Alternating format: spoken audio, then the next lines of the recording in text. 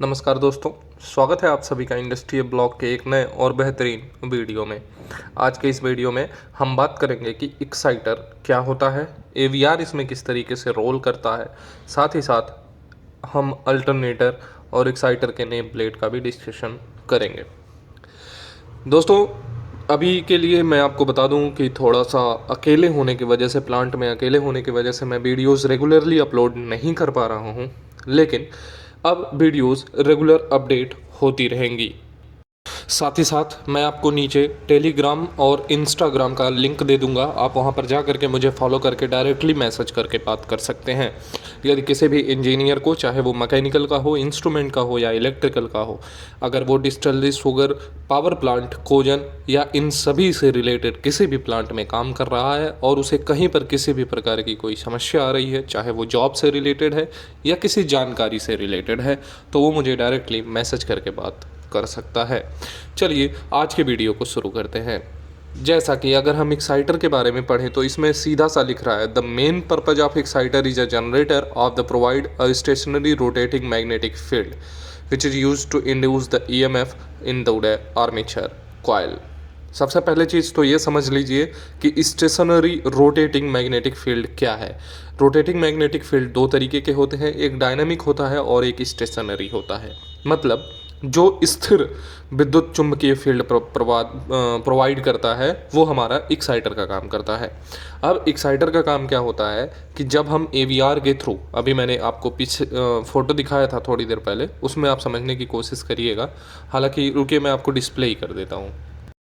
जैसा कि आप इस फिगर में आप क्लियरली देख सकते हैं कि एवीआर जो है वो एक्साइटर को डायरेक्टली सप्लाई दे रहा है। AVR in the sense automatic voltage regulator, जो कि हम जो सप्लाई देते हैं उसमें वोल्टेज का वेरिएशन होता है, तो और एवीआर क्या करता है कि उसी वोल्टेज वेरिएशन को कंट्रोल करके हमारे एक्साइटर को प्रोवाइड कर देता है। चलिए अब देखिए, एक एक्साइटर का सेक्शन है जिसमें आप देख सकते हैं चार तरीके के इसमें डायोड दिख रहे होंगे आपको, चार डायोड। सबसे ज़रूरी और इम्पॉर्टेंट चीज़ ये होती है कि हम इस डायोड का चेकिंग करें। जब भी हम ओवरहॉलिंग करते हैं तो इस डायोड का चेकिंग करते हैं, क्लीनिंग करते हैं, और जो भी एक मोटर पर प्रॉस्पेक्टस से चीज़ें होती हैं वो इसमें भी की जाती हैं। अब हम बात कर लेते हैं नेम प्लेट एसी एक्साइटर की। एसी एक्साइटर में ये TDPS मेक का है, जिसमें हम नेम प्लेट में सारी चीज़ें एक साथ पढ़ते जा रहे हैं। सबसे पहली चीज़ कि ये ब्रशलेस एक्साइटेशन सिस्टम पर वर्क करता है। अब ब्रशलेस और नॉन ब्रशलेस क्या होता है मैं इस पर बाद में बात करूंगा, पहले इसके देख लेते हैं। ये आउटपुट जो डीसी है वो 124 वोल्ट है, वोल्टेज डीसी 176 वोल्ट है, करंट 70.7 एम्पियर है, एक्साइटेशन डीसी 97 और एक्साइटेशन डीसी करंट जो है वो 11.2 है। Enclosure system IP44, cooling system IC, insulation class F IC standard है। मतलब इसमें जो आपको सबसे ज़्यादा ज़रूरी इंपॉर्टेंट फैक्टर है वो आपके लेफ्ट हैंड के हैं, वो हैं आउटपुट डीसी जो वोल्टेज इसमें दे रहा है वो 176 दे रहा है, और साथ ही साथ जो हमारा डीसी पावर है वो 124 किलोवाट का है, और एक्साइटेशन वोल्टेज वो 97 वोल्ट का है, और एक्साइटेशन करंट 11.2 एम्पियर का है। अब एक चीज़ और समझ लीजिए कि इसमें हमेशा आपको ध्यान देना है कि हमारा जो आउटपुट है, आउटपुट पावर, एक्साइटर का आउटपुट पावर वो अल्टरनेटर की रेटिंग के अकॉर्डिंग ही घटता बढ़ता रहता है, इसे ध्यान देना पड़ता है। चलिए अब हम एक बार फिर देख लेते हैं एसी जनरेटर की। तो एसी जनरेटर में जो एसी पावर है वो 11,000 वोल्ट का है, करंट जो है वो 787 एम्पियर का है, स्पीड 1500 RPM का है, लिमिटेड स्पीड 1800 RPM का है, पैरा पावर फैक्टर जो है वो 0.8 है, स्टार कनेक्टेड इसका स्टेटर है, एक्साइटेशन वोल्टेज 160 है, एक्साइटेशन करंट 643 है। देखिए अभी मैंने आपको बताया कि एक्साइटर का जो पावर, आउटपुट पावर होता है वो इसके अकॉर्डिंग अपॉइंट किया जाता है। ये मैक्सिमम 160 वोल्ट तक कवर कर ले जाएगा, इसलिए जो हम इसमें एक्साइटर लगा रहे हैं वो हमारा 124 वोल्ट का है, जो कि पर्याप्त है। दूसरे साइड में देख लें तो इनक्लोजर सिस्टम दिया है, कूलिंग दिया है, कूलिंग कूलेंट टेम्परेचर दिया है, क्लास ऑफ इंसुलेशन दिया है, बियरिंग दी है, और साथ ही साथ लुब्रिकेंट, ड्यूटी और सारी चीज़ें दी हैं। इसमें एक चीज़ जो नई है जो आपको जानना जरूरी है वो है ड्यूटी। ड्यूटी है S1।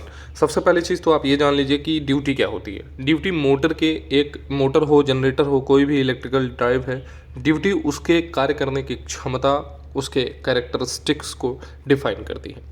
अगली वीडियो मैं कोशिश कर रहा हूँ कि ड्यूटी पे ही क्यों ना बना दूँ कि किसी भी मोटर की ड्यूटी कितनी होती है। वो हमेशा S से शुरू होती है, S1 से लेकर S8 तक।